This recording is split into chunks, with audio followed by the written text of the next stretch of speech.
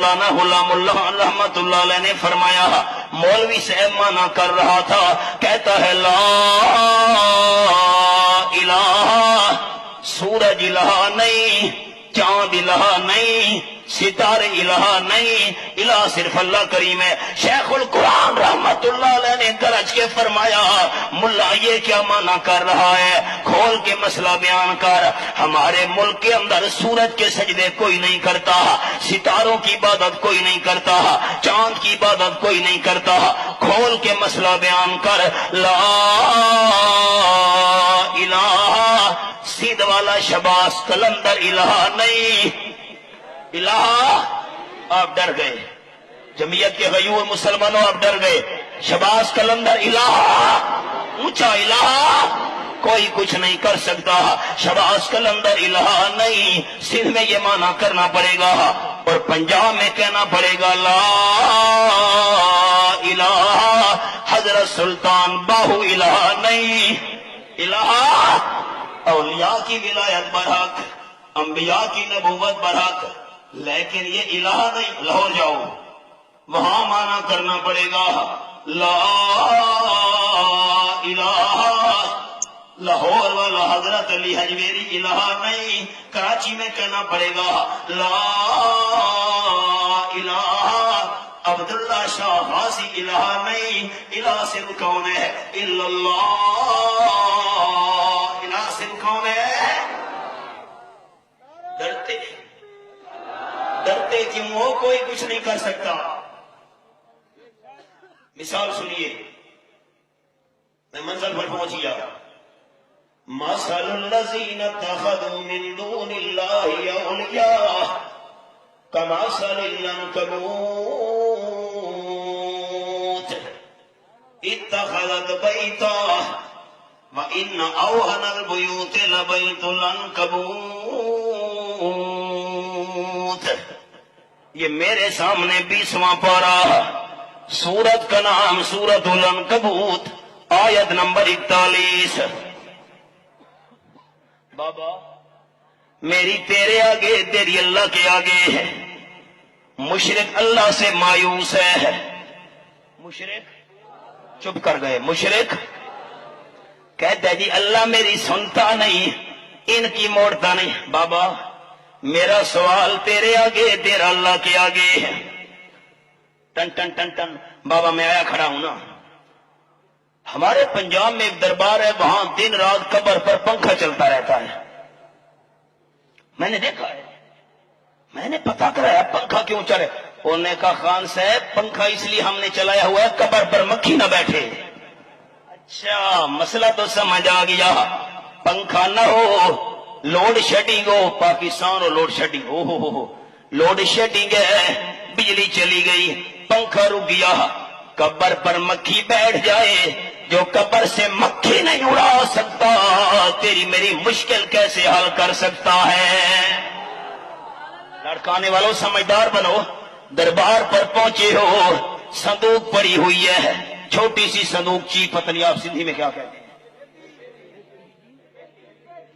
پیٹی تو بڑی ہوتی ہے یار، چھوٹی سی، اس کو دو تالے لگائے ہوئے ہیں، دو موٹے موٹے کیوں بھائی مولانا خطرہ ہے نا، کوئی پیسے نہ نکال لے۔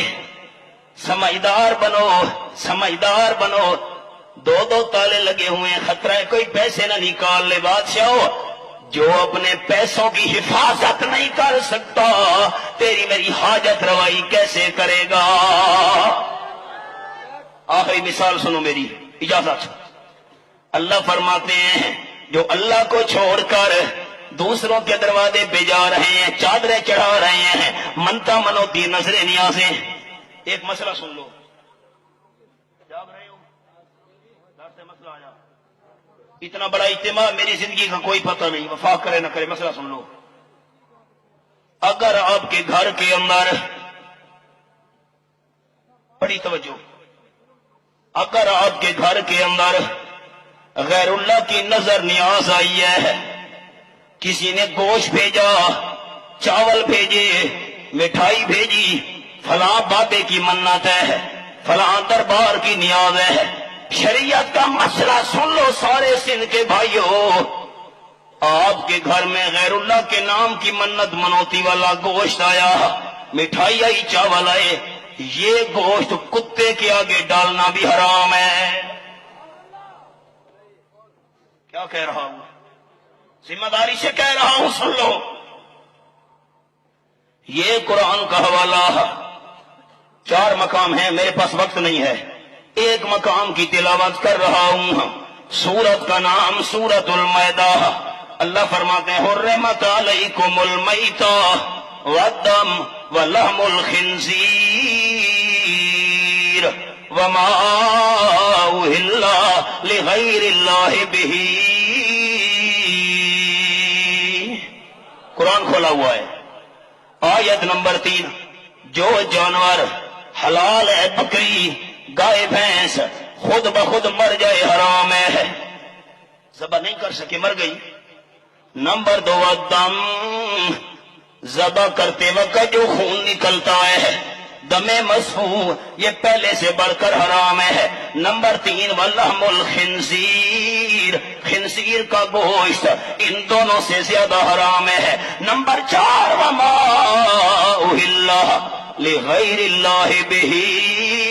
2 مسئلے سنانے ڈاکٹر صاحب کا سٹیج۔ اللہ کے نام کے بغیر کسی کے نام کی منت، اللہ کے بغیر کسی کی منوتی ہے، کسی کی نظر نیاز، بکری کھڑی ہے، گائے کھڑی ہے، مثال دل حاضر کرنا خدا کے لیے، شاید ملاقات پھر قیامت کے دن ہو، گائے ہے، بکری ہے، بھیڑ ہے، دمبا ہے، کسی بندے نے کہا فلاں بابے کے نام کی منت ہے، فلاں دربار کی نیاز ہے، جب بندے نے یہ الفاظ کہے، وہ گائے خنزیر سے بھی زیادہ حرام، وہ بکری خنزیر سے بھی زیادہ حرام، یہ چاول اور مٹھائی خنزیر سے بھی زیادہ حرام۔ لڑکانے والوں بولنا، یہ مسئلہ میرا ہے یا قرآن کا؟ آپ کو شک ہے میرا مسئلہ یا قرآن کا؟ خنزیر سے بھی زیادہ حرام۔ اب یہ بکری حرام ہو گئی ہے، گائے حرام ہو گئی ہے، بھینس حرام، لاکھ بار بھی بسم اللہ پڑھو لیکن حلال نہیں ہوگی۔ سن رہے چپ کر گئے ہو، شک تو نہیں؟ اب مسئلہ، ڈاکٹر صاحب نے لاڑکانے میں جمعہ پڑھایا، ڈاکٹر صاحب نے کہا بھائی شرک ہے، شرک، اللہ کے بغیر کسی کے نام کی تم نے منت مانی ہے۔ مسئلہ سننا دھیان سے، آخری الفاظ میرے ذہن حاضر۔ یہ گائے جی ہم نے تو دربار کی منت مانی تھی، ڈاکٹر صاحب کے جمعے پر پہنچے ہیں، مسئلہ سن۔ اللہ میں توبہ کرتا ہوں، اللہ میری توبہ، مجھے پتہ نہیں تھا، میں نے دربار کی منت مان لی ہے، اللہ مجھے معاف کر، پتہ نہیں تھا، میں نے بابے کے نام کی نظر مان لی ہے۔ بندہ توبہ کر لے، معاف کر دے گا، لیکن یہ گائے پھر بھی حرام رہے گی۔ کیا سمجھے؟ کیا سمجھے؟ بندہ شرک سے توبہ کر لے۔ مسئلہ سنو، اور علماء کرام کے لیے ایک جملہ کہتا ہوں، دور تفسیر کا جملہ، اگر بندہ توبہ کر، مجھے اللہ مجھے معاف کر، منت منوتی عبادت ہے، نظر نیاز عبادت ہے، عبادت کس کا حق ہے؟ شک نہیں ہے، اونچا بولو، عبادت کس کا حق ہے؟ اللہ مجھے معاف کر، مجھے پتہ نہیں تھا، میں نے دربار کی منت منوتی مان لی ہے، یہ چاول مٹھائی دربار کی مان لی، اللہ مجھے معاف کر۔ بندہ شرک سے توبہ کر لے، موحد بن جائے، اللہ توبہ قبول کر لے گا، چاول پھر بھی حرام ہے، مٹھائی پھر بھی حرام ہے، بکری پھر بھی حرام ہے۔ اب اس کا کیا کرنا ہے؟ اس کو ذبح کر کے گڑھا کھود کر دفن کر دو۔ مسئلہ سمجھ آیا؟ توبہ تو اللہ قبول کر لے گا، چیز حرام رہے گی۔ علماء کے لیے جملہ کہتا ہوں، بعد میں کوئی بات نہ کرے، یہ چیز نس 31 سے حرام ہوئی ہے، علماء کرام کے لیے یہ چیز گائے بکری چاول مٹھائی نس 31 سے حرام ہوئی ہے، اب اس کی دوبارہ حلت کے لیے بھی نس 31 چاہیے۔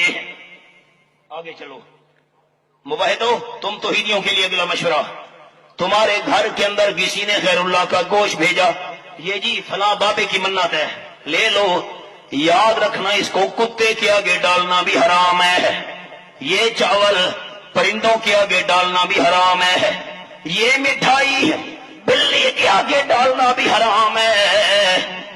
اب اس کا حکم یہ ہے گڑا کھود کر اس کو دفن کر دو۔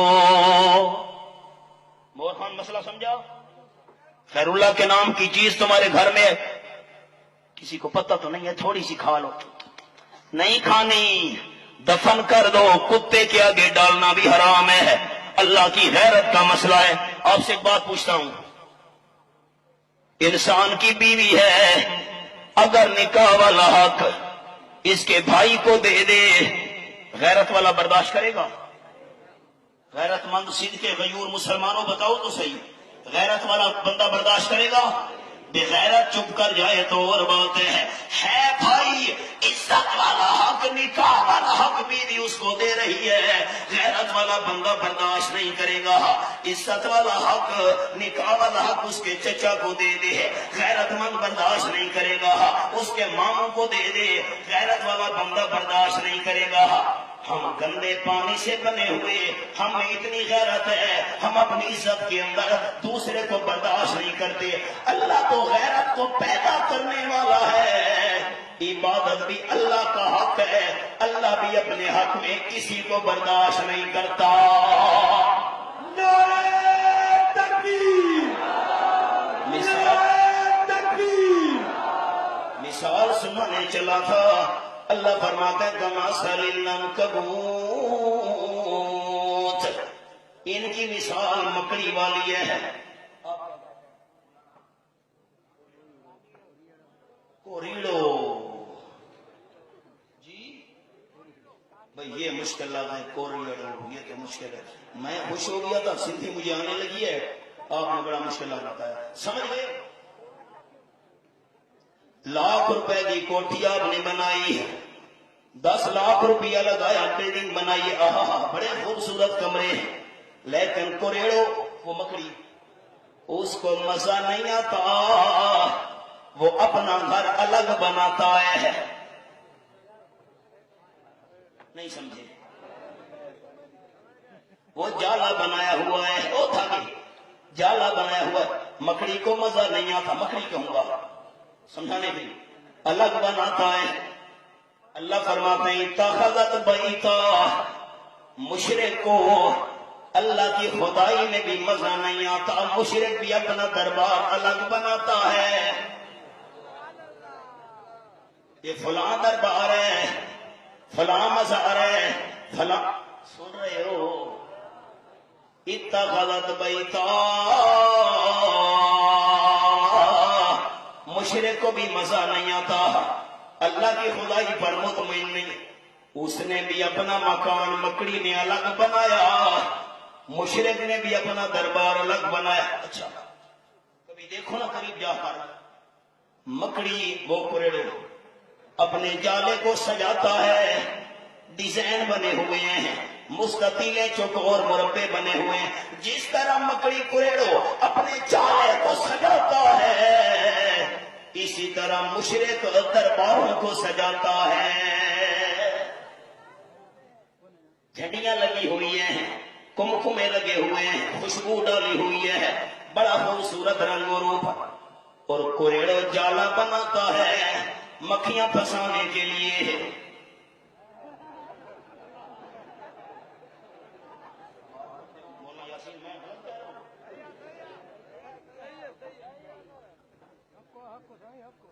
مکھیاں پھنسانے کے لیے، اور